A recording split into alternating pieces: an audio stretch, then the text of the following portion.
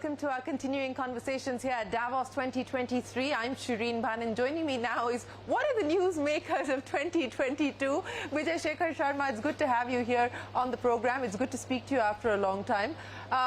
2022, you know, what has this year meant for you? It's probably been a year that gave you your biggest high, but also I would assume, and I want you to correct me if I'm wrong, your biggest lesson and your biggest low point? Yeah, I would agree. And I think 2022 taught me that line which says every pain carries a message, and it is not subsiding till the time period the message is delivered. So I think 2022 delivered. Message has been delivered? Message has been delivered and well received. What is the message that's been delivered? The message that is that now from being a teenager we are an adult company, which means that we are looked at as a industry of whatever industry we are in, not a multiplied by technology, meaning you can continue to blindly keep growing or not look at the core fundamentals of company, which is revenue, profitability, and so on. So I think the good part about 2022 has been that we become a mature company, far maturer than I would have been saying in 1 year we would have become. So 1 year meant... Far mature than when you IPO'd? Oh, definitely. Do you regret that? No, it's a time in life that you have to be that kind. So it's a pleasure, it's an honor, it's a privilege to get an opportunity to become this. So regret is not even a question. I would say it's a blessing that we became like this. Now that today I publicly quoted that we are going to be far aggressively short timelining our profitability in that mode where the company can earn its own money and what it spends. That now becomes a competitive mode for us. Everybody else, whether who's spending money or raising money, will have to discover where the money is. We've discovered where the revenue, profitability and line items are. We pruned many line items, we focused on what matters, and I think it's a gangbuster. Is the pruning over? Yeah, I mean that we pre-IPO started focusing on fewer things, and in IPO time our pitch was sort of significantly everywhere, versus today we can say that we are a payment company distribution. You acknowledge that your pitch was all over the place. 100%. Why would I not? So that's the other big lesson. Yeah, I mean, I think public markets, I learned how companies which do so many things still say themselves doing very small, because that is what matters for revenue, profitability and cash flow. So we learned, or I learned, and as a company overall, me, my CFO, my CEO, we all learned that we have to talk about what generates what KPIs public markets look at, instead of other things that potentially could be an upside or a new thing.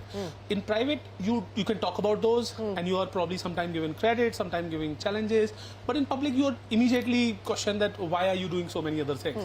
So we were able to focus on what matters, and I think the numbers are publicly gangbusters. And I mean, I'm very happy today saying that I'm happy to say that we are a payment company that makes money, we are a credit disbursement company that takes a benchmark position in the market. So the year has taught you many lessons, but today you feel more comfortable? You're back in your comfort zone? Far more elated than a year back. Because by this time, a year back, we were trying to grapple with this. Retail investors, though, still don't have a smile on their face. I think that is something that is exactly, as a company, as a CEO, chairman, I should be, and I'm looking at that. If there is something that we can do, whether communication better, whether disclosing more information, and at the same point in time, one of the key milestone, in my opinion, publicly known milestone being the profitability, hopefully that brings a change. But because as a company, as a management, we don't have much influence on the stock, if you will. No, you had influence on the valuation. On a listing time? Yeah.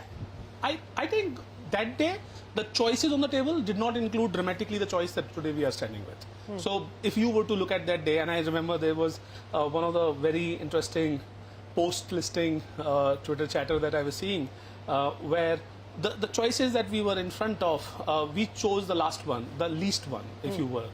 But that least one was way ahead of today's price, let's say, because we chose the least one, as you know what the price is. And the lesson of today is that I think market globally corrected, market globally looked at technology for last 20 years, got significant ramp up, in other words, significant expectations built up, versus now I think in 2020 onwards decade, technology companies will be that, oh, you are coming from technology background, there is a traditional company. I understand that you should have a better economics, but I'm not going to treat you differently than a traditional company, if you will. Now that reset happened post our, or in the midst of our anchor round listing, post listing.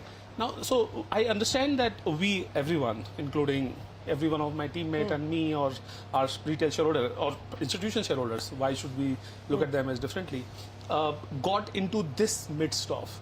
I also metaphorically was saying, it's like saying that we were coming out with a, let's say, cruise, where we were saying that we are going to the next shore, and we had planned, we had structured, we had done everything, and as soon as we came out, there was a storm in the market.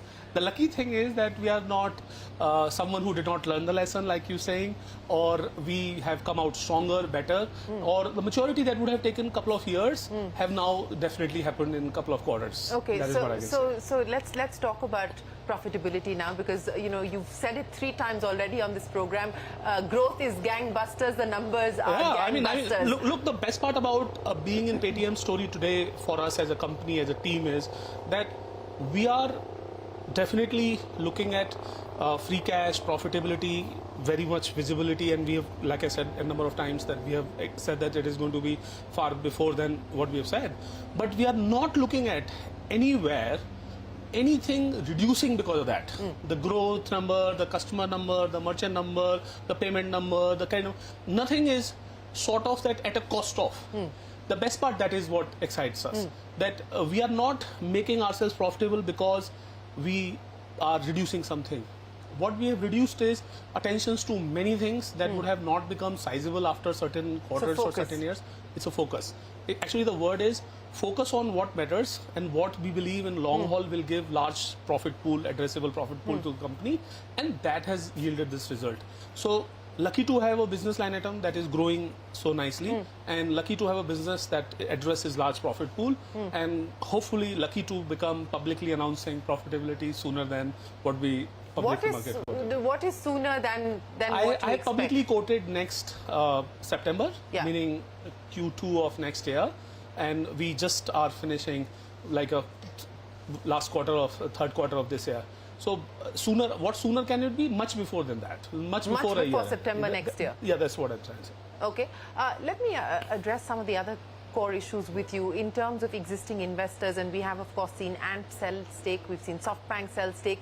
Ant has a sizable holding, they've sold about 3%. What are you hearing from them? Are they looking at paring down further?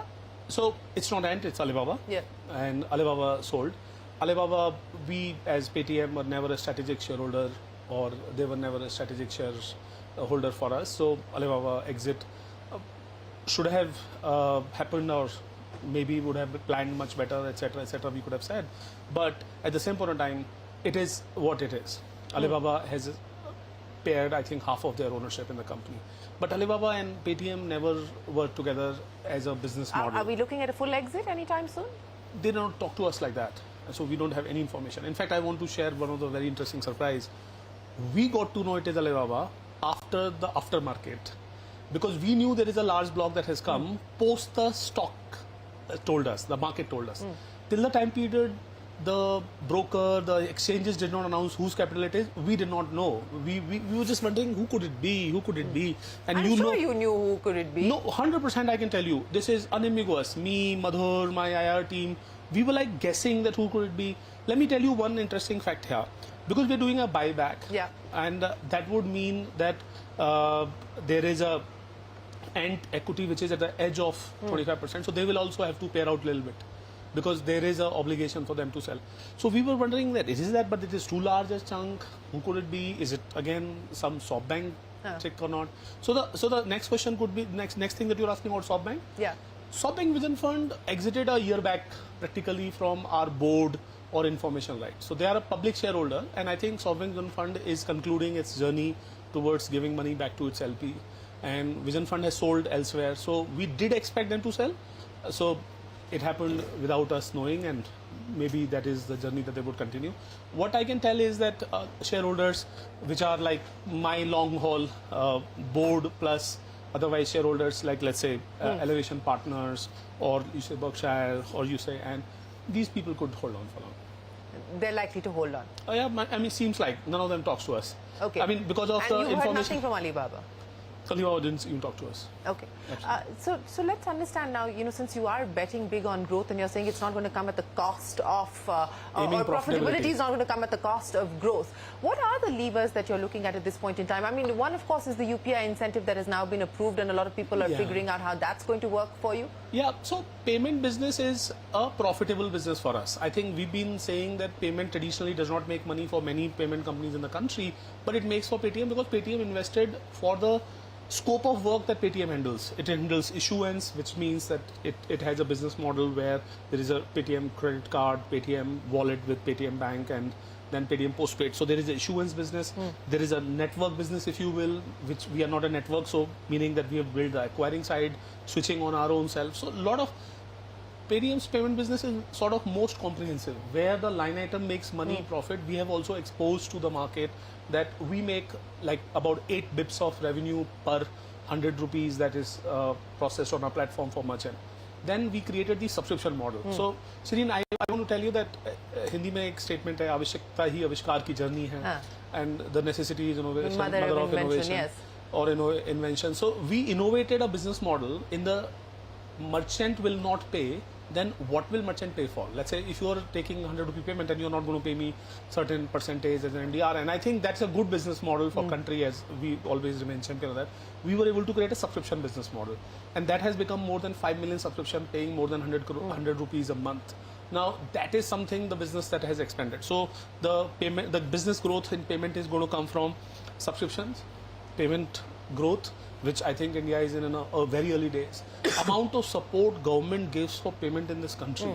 I mean, I cannot believe that probably this would be one of the flagship stories of our times. That how at one point of time Paytm QR, which was only usable on Paytm, and then when it became interoperable with UPI, the country has UPI acquiring. This is a global case study. And the growth is, meaning, I cannot use a better hyperbole than saying that you don't have to bother about it for next few years. The reason is that we are seeing this still in a very early percentage wise. I mean, India would have what? 35, 40 million active merchants. In a country where everybody is a shop owner, rickshaw driver, or a plumber, is a merchant effectively. They are not even looked at as businesses yet in the numbers. So this number is ahead of 100 million that we are talking. So there is a huge organic or democratic or secular growth that is out there for payments. So that revenue, and we have been able to work with lenders, whether you talk about NBFCs or whether banks, who need disbursement to these kind of customers. So payment and credit combination, in my opinion, is a lethal story. And I think this is also the story that we all dreamt of, that what would be the use of digital payment, if you will. I mean, I understand that digital payment has reached the customer's bank account, and is it something which has a secondary, tertiary benefit? And I keep saying that thanks to zero MDR, the benefit of zero MDR on economy, the secondary and tertiary benefit are order of magnitude bigger. Look, the Swanidhi program of government where the street vendors gets a loan is incredible. I mean, I wish that all of us payment companies and all of us banks and NBFCs that work on that, look at it even far more aggressively than we look at a loan. I think India needs credit reaching the last mile. Payment has reached last mile. Could it be the payment rail reaches the credit last mile? Is an opportunity. And how do you intend to use that opportunity? How do you intend to leverage that opportunity? I think we have learned that building a book versus partnering with large book owners, partnering with people who have dramatic amount or number of years of underwriting experience is better. So our role becomes more of a disburse and collect role, which is the digital lending island that is there. We help and we partner and we work with lenders who have years and years of experience of underwriting, understanding what credit is, the nuances, and underwriting plus capital access that they have. Now giving them access to this customer, meaning disbursing them and helping them collect this loan, is where our business model is. You know, you said that the payment story, the Indian payment story, is really going to be a case study for the rest of the world. How aggressively at this point in time, given the fact that you're very clear about being focused on getting to profitability, are you looking at global aspirations today? I think there is so much to do in India that we are very clear that we are not going to do in the rest of the world. I mean, we do PayPay in Japan with Masa, where we are equity holder, we are product and technology partners, we sit on the board of PayPay also. And the magic that is happening in Japan also tells us that these businesses are so transforming to the country and economy when they start to take off. What is happening metaphorically, let me say, that you had physical distribution of financial services. Namely, let's say you had branches, you had you have plastics, or you had paper to fill up the IPO application, or all those wealth and loan, etc. All this digitization on a customer front end is creating a total new opportunity. So in my opinion, why should we waste our prime of our life on doing some other countries good when we have our life given to our country? I mean, I look at it as an opportunity, as a commercial, and I look at it as an opportunity for myself as giving back to our country. So I think there is much less for us to look at outside than to do it for this country. And Shereen, I want to tell you one extra line here. The more number of entrepreneurs, those who solve the more number of problems in India, give more to India than by earning more dollars from outside. So India is where you're going to be. 100%. I mean, you can see you're in Davos, you know what is the only story in the world. I mean, I am going to put only story in the world. Why are we looking at it as a plus one? We are the one. well, that's a tagline that the government would like to use. We are the one. Yeah, because why are we secondary to anyone else? I mean, you tried everything. You learned what the problems of other countries are. You tried economies. You learned where the money is. Now here it is, opportunity for us. Okay. Come take a chance with us. Come take a chance with us. But Vijay Shekhar Sharma, people who did take a chance with you, I'm sure that they want to know, and I want you to be very specific. Yeah. You've of course given us guidance in terms of when you hope to be able to get to profitability sooner than your earlier projection of September of next year. But what else will be prioritized by the company? What are the timelines that you're looking at? And when do you hope to be able to deliver on those commitments? So first is EBITDA before ESOP, because ESOP costs are still there, which is the actual EBITDA that we look at it. So I'm saying the cash flow EBITDA, then we're talking cash flow, then we're talking full EBITDA, then we're talking PAT. So these are the stages which you could look at 1 or 2 quarters ahead of one milestone taking other. So the target that internally we're keeping is that we address financial services as a great opportunity in the country, which has probably one of the largest profit pool in the country. And it is not at a cost of any other financial institution. It is actually in collaboration with other financial institutions that we bring them customers, and then they get us the money that is our due as a part of a fraction of that money. So we do leave a lot on the table for our partner financial institution, which is, in other words, a better business model, because we are a collaborator of a structured model where the financial institution get their due. Now, this business model, I don't think that we need to change to or build to something else. We will add in due course. We have called out wealth business. As you know, Paytm Money is a wealth business where we are focused on brokerage. So brokerage high tide came. We are aggressively adding, and we are the largest or second largest new incremental customer adding in our Paytm Money business. I mean, these numbers are public. And secondly, we have insurance business where we are trying to discover that what the business model will work out, because we are completely digital. We don't want to do the physical or a call center model. So there are tremendous amount of opportunity in financial services after we have done payment and credit. So India remains focused. These two things remain big focus for us. So you started by telling me what 2022 has taught the company. It's grown from a teenager to becoming an adult. What has the year taught Vijay Shekhar Sharma, the entrepreneur, the individual? Taught? Oh, never underestimate power of stray bullet or unknown. Because you can plan as much. You can plan even more. But there can always be a stray bullet that comes, which you can never plan for, and there is always an unknown that can come in the story. So. Well, we hope that this time around there are more known unknowns that you deal with, and even if there are unknown unknowns, that you are better prepared to cope with them. And we hope that the lessons and the learnings that you shared with us are internalized into the culture of the organization as you move forward into adulthood. Thank you very much, as always, for speaking with us, Vijay. It's a pleasure talking to you after a while. Thanks for your time here in Davos. Thank you. Thank you for having me here. It's lovely talking to you. Well, with that, it is time for us to take a break, but we are going to return with a lot more conversation. Don't go anywhere. We're back in a minute with more.